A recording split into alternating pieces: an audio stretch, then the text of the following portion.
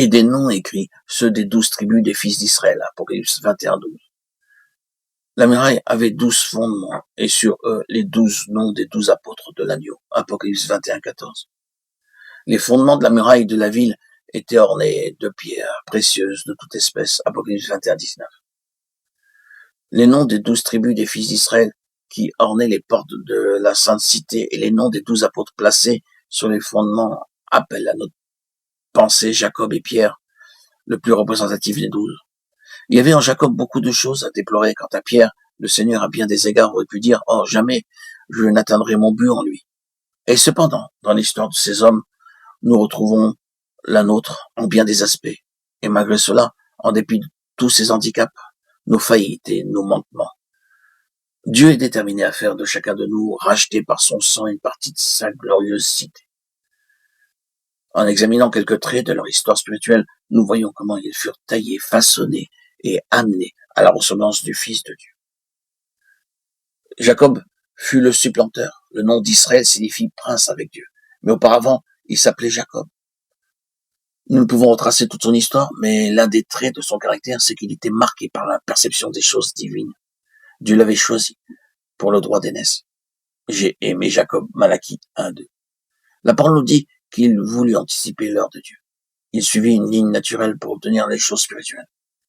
Et ce qui en résulta fut sa fuite et les 20 années chez son oncle Laban.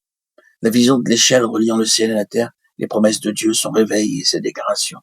Certainement, l'Éternel est en ce lieu. C'est ici la maison de Dieu, c'est ici la porte des cieux.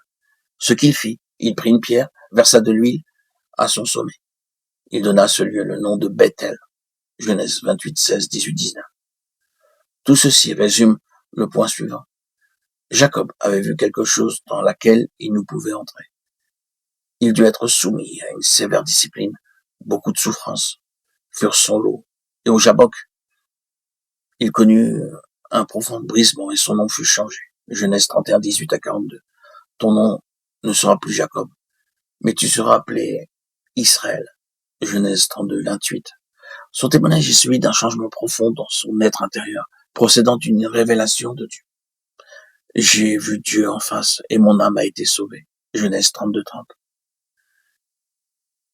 Et toute sa vie, Jacob porta la marque de cet incident. Il boitait, il ne fut plus jamais le même homme. Cette étape est fondamentale. Jacob ne pouvait aller à Bethel, la maison de Dieu, avant que cette œuvre ne soit accomplie en lui. En suivant le chemin de sa vie, il est clair que son éducation n'était pas terminée avec le Jabbok. Il connut d'autres épreuves par lesquelles Dieu façonnait cette pierre, car dans sa constitution, quelque chose devait encore être mis en lumière et brisé. Ceci est un court résumé tout en l'histoire. Nous avons souligné au début de notre méditation qu'il doit y avoir en nous le sens d'une haute destinée.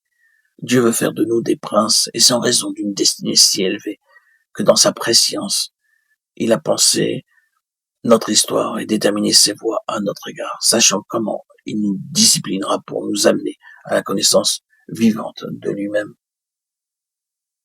L'Église est un corps élu et ne commence jamais avec Jacob, l'homme naturel, l'homme de l'âme, mais avec Israël, qui est le côté céleste et spirituel de notre expérience, car la vie de Christ, qui est celle de son corps, demande le Jabbok, l'élimination et la mise de côté de l'homme naturel.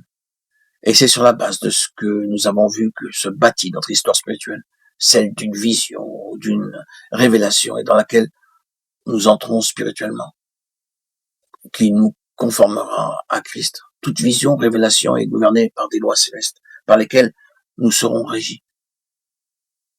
De cette vision, Jacob aurait pu parler, mais seulement en termes objectifs. Il aurait pu dire ce qu'il avait vu, mais il n'aurait pu aller au-delà. L'enseignement, l'explication nous viennent par l'expérience. C'est le Saint-Esprit qui nous donne le sens et la signification de ce que Dieu fait en nous.